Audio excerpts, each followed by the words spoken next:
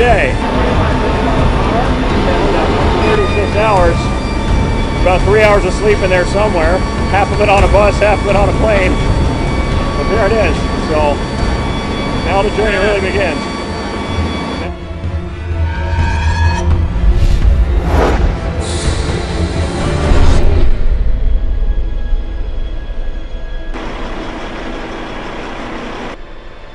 As we led up to that whole operation, we had a huge set of work ahead of us.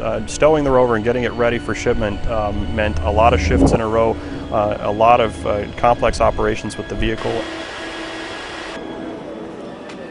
And you have to remind yourself, every time you pick that Rover up, it's almost $1 billion worth of hardware that you're watching out for every time you do something with it. So that part got to be really white knuckles for us. It makes us a little nervous sometimes. I mean, you worry about the environment. It's on a forklift. It gets put on the back of a flatbed truck and then run down the highway to March Air Force Base from JPL. And that whole transport is just like you're driving any other truck down the highway. So it's full of bumps and it takes lumps, and so it's one of those that you worry about for sure.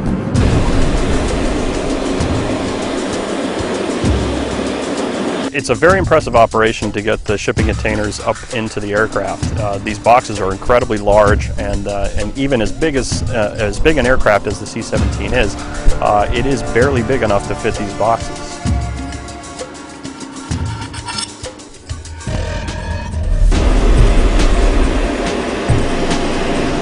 There's an entire team of Air Force reservists who help us load this, led by the load master, who was in charge of the winching operation. Basically, they use the aircraft cable system and hydraulic winch to hook up to the container and tow it on board.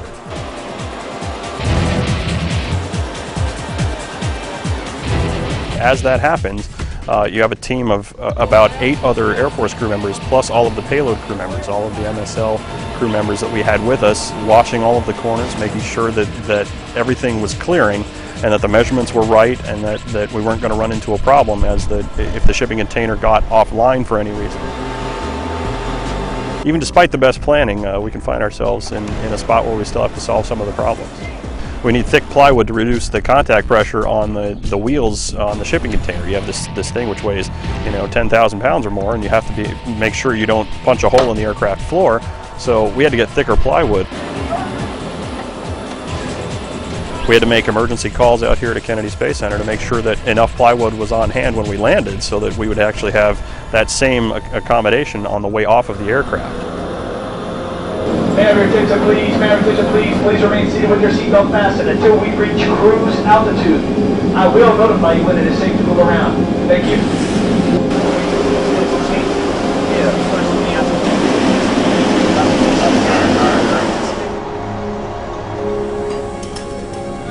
All of those operations had to be undone once we got down to the ground here at KSC, and so the operations on the tarmac, including the offloading of the shipping containers, had to be done just in the same way. The same crew then, after the 5-hour flight, stepped up and had to check all of those clearances again, make sure all of the rigging was out of the way, and that the winch system was ready to help lower the shipping containers down the ramp.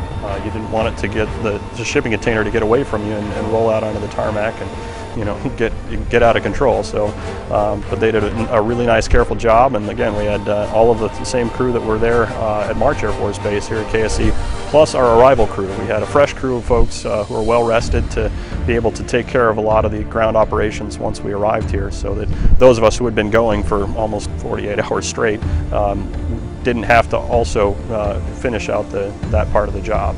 We're about to send our baby on a very long journey to go spend its life exploring the surface of Mars. It's a big leap of faith to be able to hand off the vehicle. They have a great team on the launch vehicle side, and they're ready to take care of her. But we are definitely nervous parents.